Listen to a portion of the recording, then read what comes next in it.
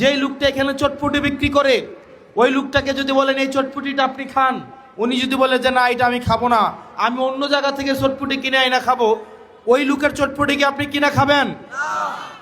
তা আমাদের দেশের যারা স্বাস্থ্য মন্ত্রণালয়ের দায়িত্বে, যারা শিক্ষা মন্ত্রণালয়ের দায়িত্বে, যারা দেশের দায়িত্বে, তারাই দেশের সুযোগ সুবিধা ভোগ করে না, বরং তারা বিদেশ থেকে দেশের টাকা পাচার করে সেখানে গিয়ে সুযোগ সুবিধা নেয়।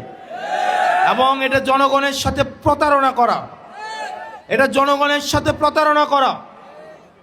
প্রিয় মনোহরগঞ্জবাসী, আমরা এটারই পরিবর্তন চেয়েছিলাম।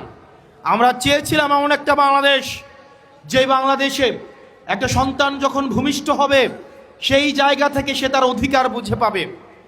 আমাদের দেশের চিকিৎসা ব্যবস্থা, আপনি আমাদের দেশের চিকিৎসা সরকারি হসপিটালগুলোতে যান, আপনি দেখবেন ফিলিস্তিনের রাফা ক্যাম্পের থেকে বাজে অবস্থায় সরকারি চিকিৎসাগুলোর।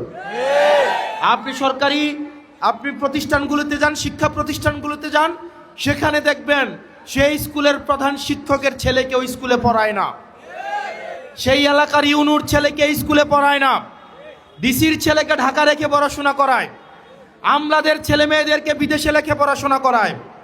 আমাদের দেশের আমলারা বললে মাইন্ড করবে, আপনারা খোঁজ খবর নিয়ে দেখেন, আমলাদের সন্তানরে উনারা দেশে রাখেন না, উনারা বিদেশে রেখে পড়াশোনা করায়। অর্থাৎ উনারা এমন একটা সার্ভিস আমাদেরকে দেন যেই সার্ভিসটা উনারা নিজেরাই গ্রহণ করেন নাই, যেই সার্ভিসের উপর ওনাদের নিজেদেরই আস্থা নাই। তাহলে যেই সার্ভিসের উপর আমার নিজেরই আস্থা নাই, আমি নিজেই গ্রহণ করি না, এই সার্ভিসটা যখন আমি জনগণকেই দিচ্ছি, তার মানে এই সার্ভিসের মধ্যে অবশ্যই কোনো না কোনো প্রতারণা রয়েছে। প্রিয় মনোহরগঞ্জবাসী,